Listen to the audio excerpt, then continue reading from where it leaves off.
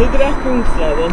Kiedy byłam tutaj 4 lata temu, w 2016 roku, nie sądziłam, że pojawię się tutaj tak szybko ponownie i to jeszcze w takich okolicznościach, ale tak się właśnie stało. Jeden z fajniejszych szlaków Szwecji właśnie przede mną. Trochę go zmodyfikuję, skoro już przeszłam go raz w całości, to nie ma potrzeby, żebym go robiła dokładnie tak samo drugi raz, ale bardzo się cieszę, że właśnie to przede mną.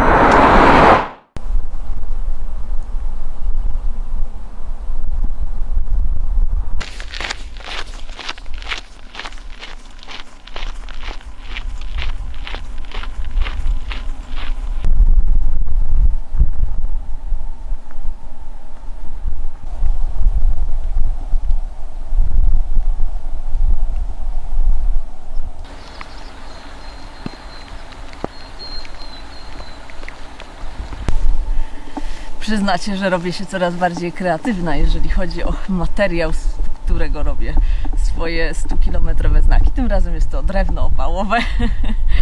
Tak, właśnie jestem przy chatce Nerfjell Stugan. Tutaj spałam 4 lata temu. To była moja pierwsza noc wtedy na Sydra Kungsleden. Dzisiaj jest to moja druga noc, bo spałam w tej pierwszej chatce. No i cóż, deszczowy dziś dzień, właśnie chwilowo nie pada, hura.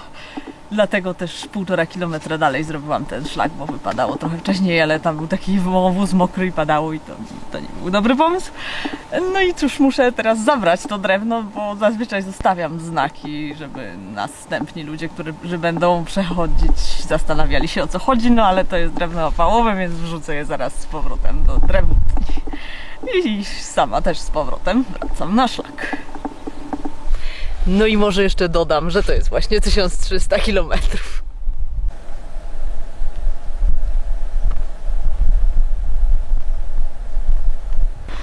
Kolejna deszczowa chmura nadeszła od Norwegii, ale powinno zaraz przestać. Tam już jest niebieskie niebo. Jestem w takiej małej chatce. Siedzę sobie tutaj na chwilę i jest wreszcie księga gości, w której jest miejsce i można się wpisać. I wyobraźcie sobie, ostatnie osoby, które się wpisały przede mną, zmierzają również do Treriksrøset. Także 2 dni są przede mną. Myślę, że bez problemu ich dogonię, tak sądzę. No i co? No i super. Wreszcie jesteś niedługo dystansowcy. Ten facet, którego ostatnio spotkałam, którzy mówią, że setki ludzi chodzą tędy w kierunku Treriksrøset, to jest oczywiście nieprawda. Nie ma oprócz naszej trójki nikogo więcej. Długodystansowcy są zawsze bardzo dumni ze swoich wyczynów i nie sądzę, żeby to było możliwe, żeby ktoś się nie zapisał. No, niemożliwe po prostu. No, więc jestem teraz podekscytowana i będę ich gonić. Są z Uppsali i tyle o nich wiem jak się nazywają. Dziewczyna i chłopak, czyli para. W sensie 2 osoby. No to tyle nowości. Tegoroczna zima w północnej Szwecji była bardzo śnieżna. Kiedy byłam tu 4 lata temu, było w miarę sucho, to znaczy było trochę mokro, ale nie aż tak. W tym roku wszystko ocieka wodą, wszystkie torfowiska są niesamowicie nasiąknięte i tak sobie cały dzień brodzę w bagnie. Nie żeby było to jakieś straszne. Bagno ładnie pachnie w każdym razie.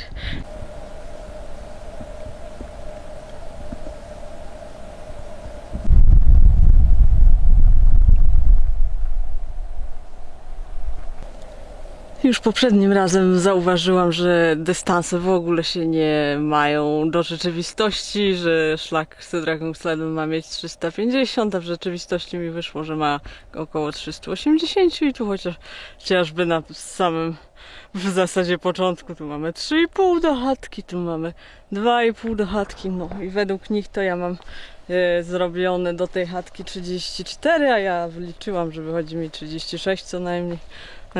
Głupoty takie. No, człowiek musi sam jednak liczyć. Także moje przejście pewnie w całości już ma nie 1300, tylko pewnie jest 1400 km, bo źle liczą, a ja kieruję się tym, co napisali.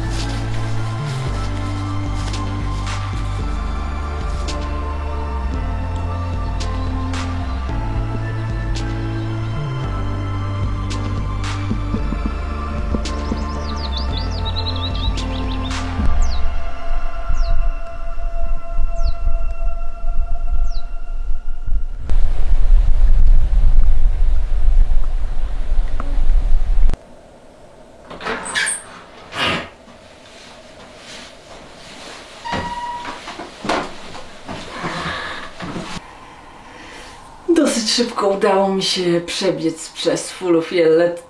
Są bardzo piękne góry. Kiedyś były dziksze, ostatnio jakoś chyba dużo ludzi tam jest, bo ścieżki bardzo wydeptane i teraz też spotkałam bardzo wiele osób, namiotów pełno. Tutaj jest zupełnie inaczej, to jest rezerwat Drevfjällen. Po części te góry są w Norwegii, po części w Szwecji. Bardzo rzadko tu ktokolwiek zagląda. Ostatnim razem, kiedy tędy szłam, nie spałam w tej chatce i bardzo żałowałam, bo jest bardzo fajna. Teraz mi się udało, popędziłam trochę do 21, no ale o tej porze roku nie ma znaczenia. Jaka jest godzina, bo jest jasno. No i właśnie jestem. To jest Idpersettern. Dawna farma, taka pasterska raczej chyba, bo nie całoroczna, która została opuszczona jeszcze w XIX wieku. Nie wiem, jak bardzo stara jest chata, ale jest bardzo stara, a jako turystyczna już funkcjonowała na początku XX wieku. Na ścianie są wydrapane nożem daty i to jest tam 1900, nawet jest 1888 i tam 1905-6 i tak dalej. No i w związku z tym jest tu taki fajny klimat. No i to, że nikt tutaj w ogóle nie zagląda. Znalazłam swój wpis sprzed 4 lat i od tamtego momentu upłynęły tylko 4 strony w księdze gości, więc to mówi samo za siebie. Oczywiście nie wszyscy się wpisują. Do księgi gości wpisali się sami długodystansowcy ostatnio. Pokażę wam, co jest w tej księdze. Może najpierw pokażę wam właśnie swój wpis sprzed 4 lat. O, jest. Agnieszka Dziadek Cieszyn. Polska. Sydra Kungsleden. 15 czerwca 2016. Jeszcze się nie wpisałam, ale za chwilę się wpiszę. I tutaj znowu mam swoich długodystansowców. Emily i Walter, ci, których widziałam ostatnio, bardzo rzadko się wpisują, to jest dopiero ich drugi wpis, ale byli tutaj wczoraj, bo dziś jest 13. Jest też Szwajcarka, która wędruje z Selen na Nordkap i w tym roku jeszcze było 2 ludzi wędrujących z Sydra Kungsleden. No i tylko tych 4 tutaj było, nikt więcej, to znaczy na pewno byli, bo na ścieżce widziałam ślady, ale takich, co się wpisują, więcej nie było.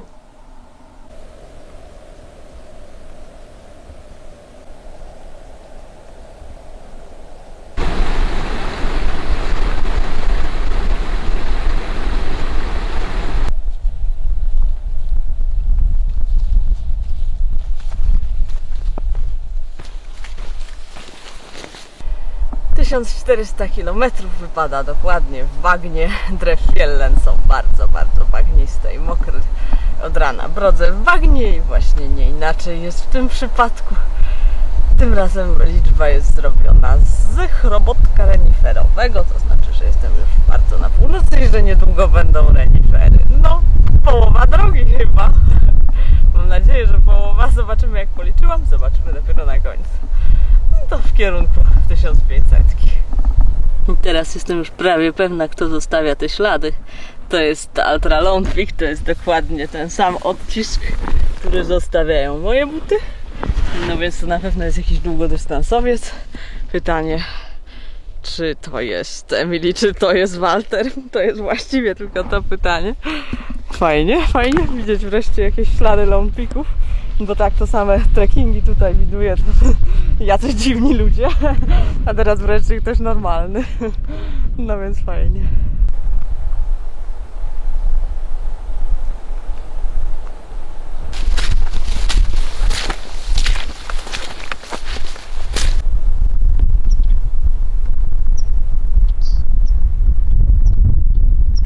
Plan zrealizowałam, jestem właśnie we Fletningen. Tuż przy szlaku praktycznie rzecz biorąc. Sprawdzałam w internecie i sklep miał być czynny do 19. Okazało się, że był czynny 18. Ja dotarłam tam za 5:18, więc udało mi się zrobić zakupy. Podobno mieli przez 2 miesiące w ogóle zamknięte, bo tu jest granica norweska i klienci tego sklepu to Norwegowie. Skoro nie ma Norwegów, z granica zamknięta, nie mogą przejść, no to W związku z tym sklep nie funkcjonował, musieli wyrzucać jedzenie i w ogóle tragedia. Teraz otworzyli i nie mają zbyt wielkiego ruchu, no więc mam nadzieję, że będziecie wędrować. Jeżeli będziecie tędy wędrować, to zasilicie ten miły sklepik. Byłam tam też 4 lata temu, więc miłe wspomnienia. No i już mi się dalej nie chciało iść bez jakichś perspektyw biwakowych. Znalazłam taką miejscówkę. To jest jakiś budynek użyteczności publicznej, jakaś świetlica czy coś takiego, jest naklejka unijna. No i ma takie zadaszenie z tyłu. Pokażę wam, jak się rozłożyłam. Ktoś tu właśnie przechodził przed chwilą, szedł chyba na skróty do domu. Mam nadzieję, że to nie jest problem, że tu śpię. Był bardzo zdziwiony, pomachał. No i tu jest mój arsenał. Woda, mleko, sok. No i tam wszystkie biwakowe muszę jeszcze podwiesić moskitierę, bo komary i meszki to tutaj są paskudne. Popaduje taki drobny deszczyk. No, mam nadzieję, że ten daszek wystarczy.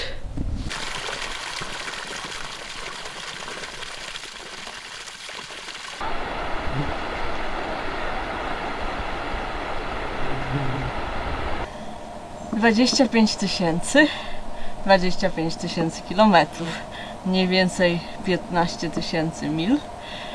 Ta liczba nie ma bezpośredniego związku z moją wędrówką przez Szwecję. Ma związek pośredni, ponieważ jest to suma wszystkich kilometrów, które przeszłam w życiu w ciągu ostatnich 7 lat i 1 miesiąca, ponieważ liczę od 2013, kiedy wypuściłam się na swoją pierwszą dłuższą wędrówkę, czyli na 2/3 głównego szlaku beskidzkiego.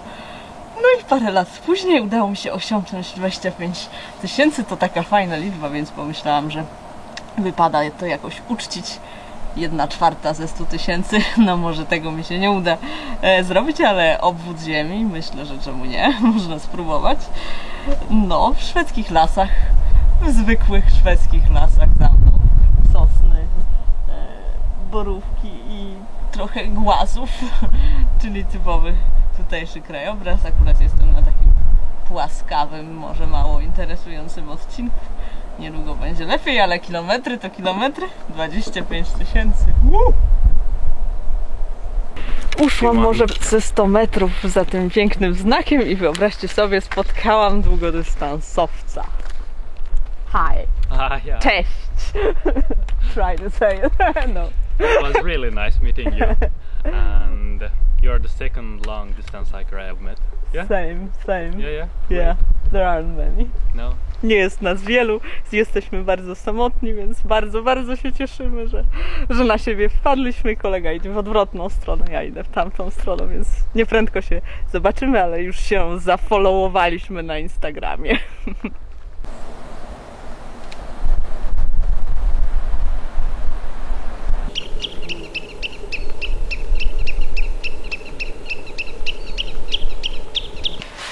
Będę dziś nocować w tej miłej chatce. To jest chatka, w której już spałam 4 lata temu. Wreszcie udało mi się taką osiągnąć. W zasadzie fajnie, że teraz za każdym razem spałam w zupełnie innych miejscach niż poprzednio. Ale to jest naprawdę fajne. To jest chyba ta chatka, która mi się najbardziej podobała. Chociaż Itverseter też mi się bardzo podobało i wiele chatek mi się bardzo podobało.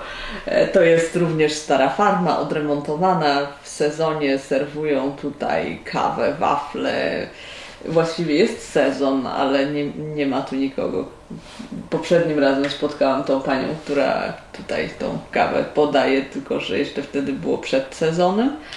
No a teraz pewnie chodzi o koronawirusa i zgromadzenia. Pewnie nie robią tego z tego właśnie względu, choć podobno ten chłopak, którego spotkałam, mówił, że tu były bardzo dzikie tłumy dzisiaj, więc pewnie też będą dzikie tłumy, ale tu jestem sama samiusieńka i cieszę się tą miłą chatką. Właśnie obejrzałam sobie mapy na następne odcinki, bo w domu planowałam trasę, już zdążyłam zapomnieć, co zaplanowałam i gdzie właściwie mam iść. No, ale jest okej. No.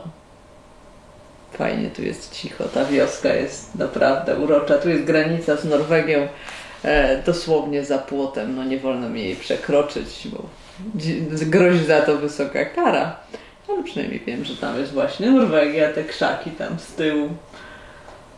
Tu jest takie pastwisko, płynie strumyczek, czyste źródełko. No, po prostu bardzo, bardzo tutaj jest ładnie.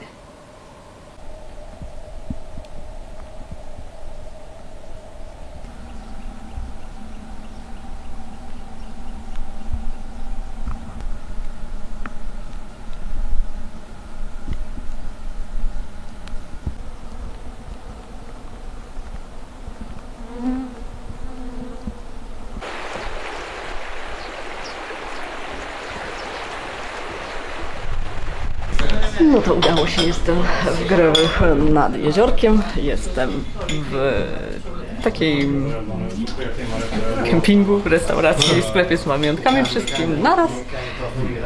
Zrobiłam małe zakupy pamiątkowe i dostałam gratis to, co dziś sobie wymarzyłam, czyli wafle z marmeladą, z hiortronów, z malin moroszek, tak one się po polsku chyba nazywają. Mam też kawę i będzie prysznic i chyba jeszcze będzie szansa na komputer i uzupełnienie bloga. Ładuję sobie właśnie elektronikę, jest cudownie. Dziś pewnie będzie leniwy dzień.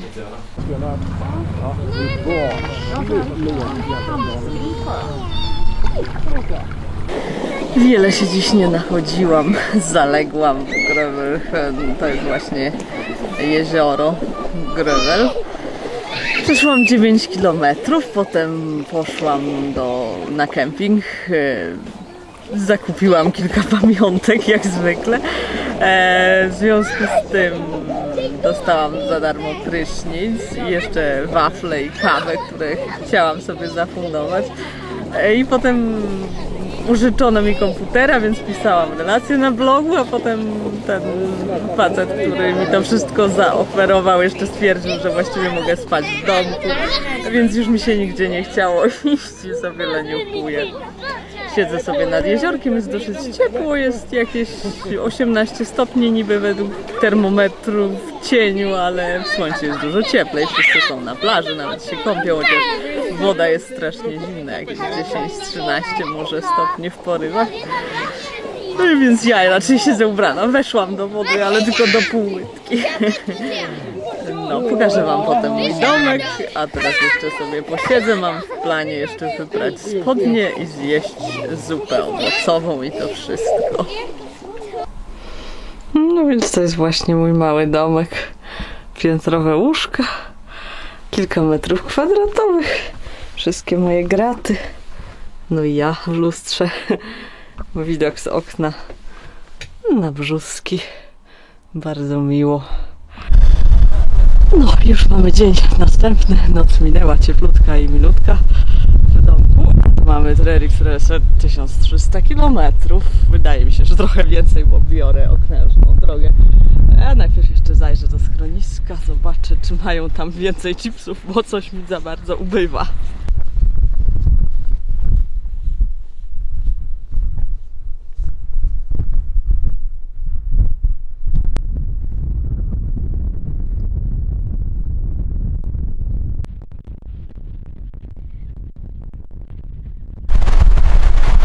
To są pozostałości starej koty lapońskiej, która się już dawno temu rozpadła. Był tutaj obóz letni hodowców reniferów z XVII wieku czy z XVIII są ślady, ale na pewno byli oczywiście tutaj wcześniej. Miejsce jest idealne w lesie brzozowym, tuż po tym jak się ten las zaczyna, kiedy się schodzi w dolinę. Tam płynie strumyk i bardzo blisko jest jezioro, więc można łowić ryby.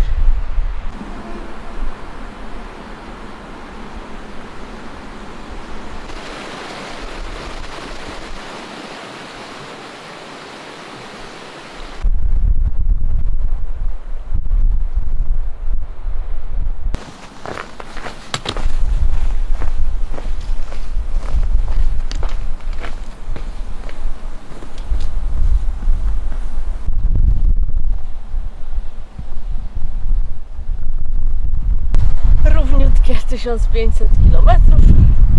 Zatoczka Wielkiego Jeziora Roggen, bardzo lapoński krajobraz już, a więc bardzo przyjemnie. Tego wieczora dosyć się śpieszę, chcę walnąć 41 km i trochę nadrobić wczorajsze leniuchowanie, tym bardziej, że na razie jeszcze nie leje, a lać ma, więc póki się da, to będę szła w kierunku 1600. No, z łatwością to może nie przychodzić te 41, bo strasznie dziś dużo kamieni. Za każdym razem po jeziorze jest takie właśnie polodowcowe głazowisko. A są kopczyki i od czasu do czasu znaki. Ścieżka jest w miarę wyraźna, więc zgubić się nie zgubi, ale wolno idzie.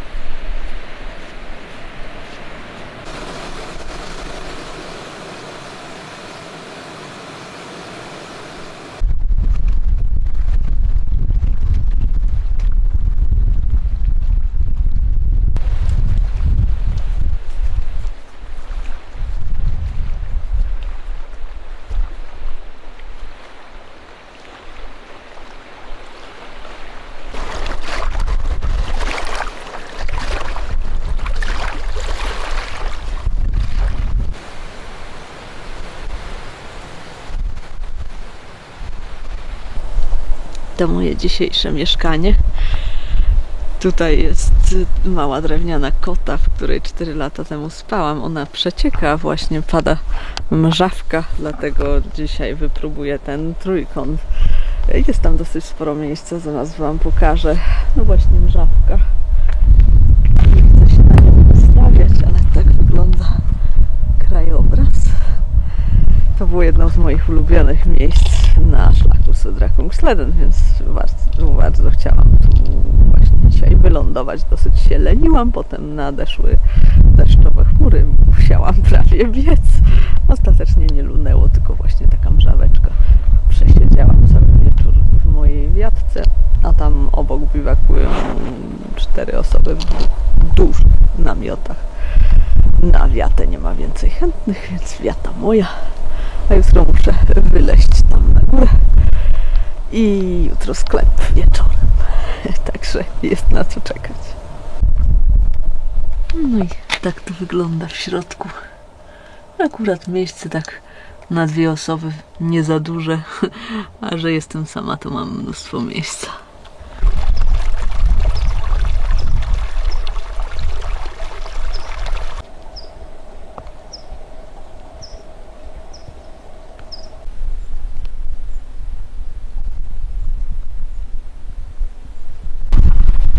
Znowu poszłam niewłaściwym szlakiem i nadłożyłam drogi, ale się w zasadzie opłacało, bo trafiłam na starą kopalnię. Kopalnię miedzi, tu są właśnie takie jaskinie, wyrobiska.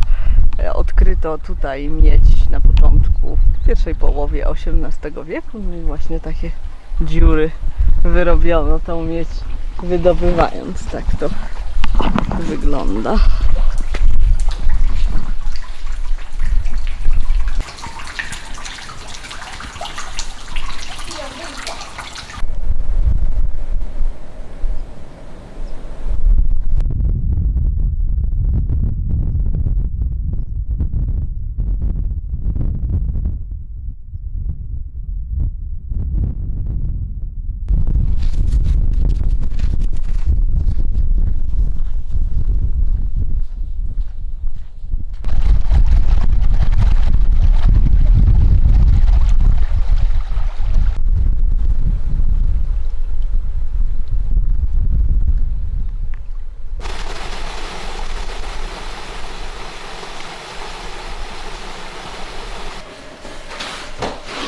Dzień dobry.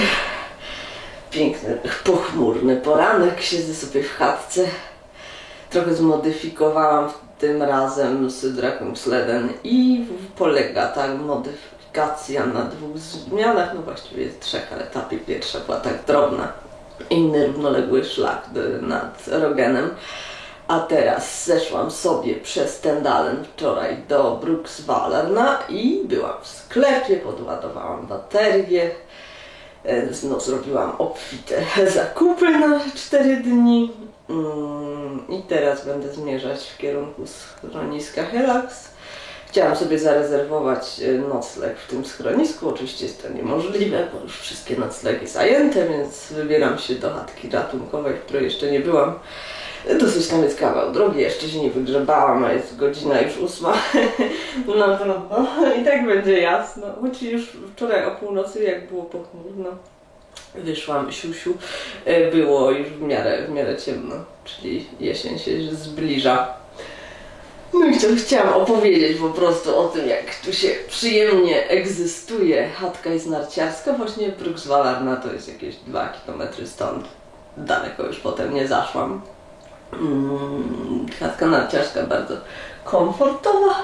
Kupiłam sobie kawę, zagrzałam sobie kawę, no po prostu żyć nie umierać. Wcześniej nigdy takich rzeczy nie robiłam, rano to się zbierałam zawsze tak szybko jak się dało, wciągałam jakąś zmrożoną nutellę z jeszcze bardziej zamrożoną kakao, w którym pływały kawałki lodu. Teraz nie ma raczej opcji na lód, bo nie schodzi temperatura poniżej 0, a już tym bardziej w chatce, to w ogóle jest cieplutko. No więc tak, w tym roku jest relaksik. No ale muszę się już zbierać i iść na tą ogromną górę, bo teraz jestem w dość głębokiej dolinie i czeka mnie podejście. Miałam zamiar przejść na drugą stronę rzeki i poszukać Romboleden, szlaku, który się znowu objawił znikąd i nie bardzo jest widoczny, ale na mapie jest. Ale chyba przez ten most nie uda mi się przejść. Urywa się on w połowie i w ogóle jest tak spróchniały, że no tak, odpada całkowicie. To jest rzeka Ljusnan, bardzo piękna rzeka, którą ostatnim razem przekraczałam w jej bardziej górnym biegu, a tutaj jest już taka całkiem spora, przypomina mi South Fork Buffalo River w Wyoming, to nie było przyjemne przejście, także przez rzekę też nie zamierzam przechodzić, idę dalej tą drożyną, ścieżką bardzo bagnistą, która się w tym momencie akurat znajduję ponad bagnem. O, tak właśnie sobie wędruję dzisiaj. No to do Ramundberget w takim razie, bo będzie tam jakieś Wi-Fi albo prąd znowu.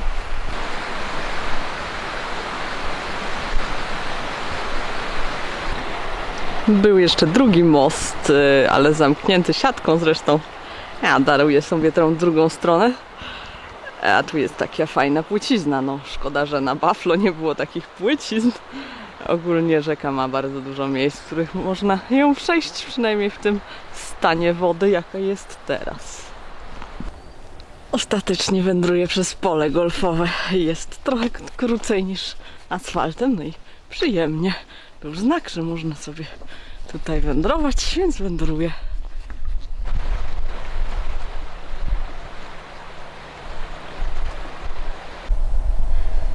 Teraz najwyraźniej jestem na szlaku pielgrzymkowym, bo go tutaj wzmiankują, ale przede wszystkim to miejsce to jest dawna osada wikingów i to jest Grub Kurhan.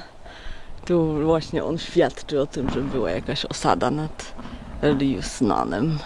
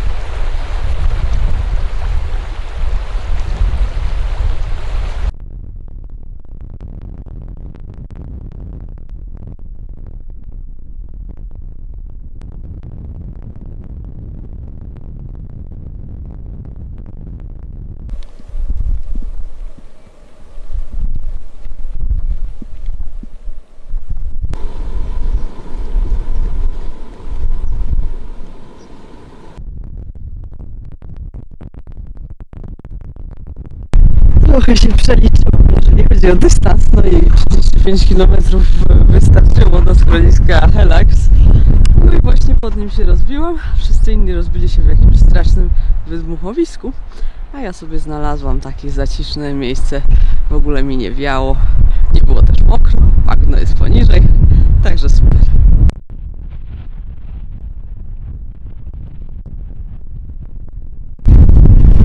Mam nadzieję, że coś przy tej wichurze słyszycie. To jest granica regionów, ale znowu bardziej kulturowych. To nie jest granica Lens. W każdym razie Härjedalen obecnie należy do Jämtlandu, także właściwie jestem już w Jämtlandzie, ale tutaj żegnam Härjedalen i wchodzę do Jämtlandu. Już oficjalnie jeszcze zostały mi tylko te 3 województwa do końca, ale one są oczywiście bardzo długie. No to lecę.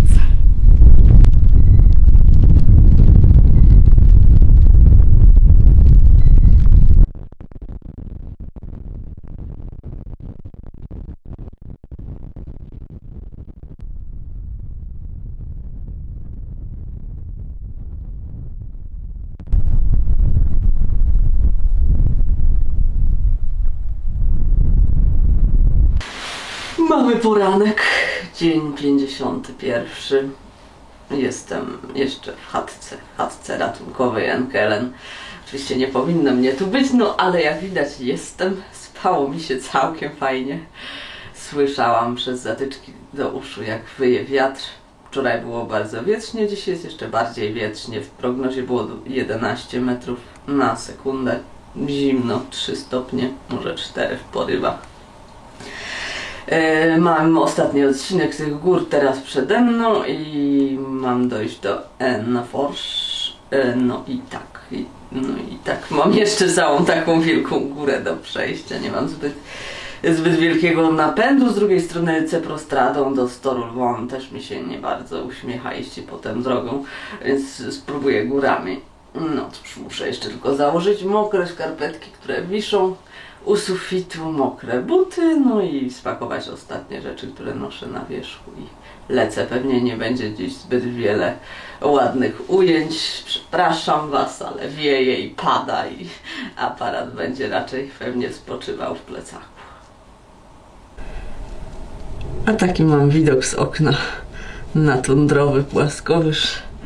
No, jestem jeszcze w środku.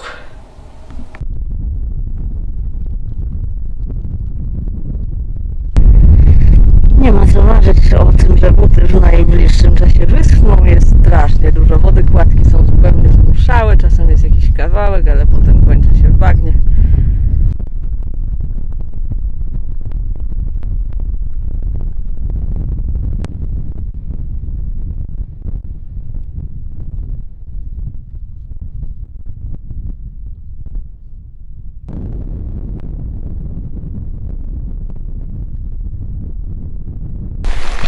Mały update, żeby nie było, że zawsze filmuję w ładnych okolicznościach, to właśnie pada śnieg. Przeszłam przez taką łatę śnieżną, no i zmierzam gdzieś w tamtym kierunku.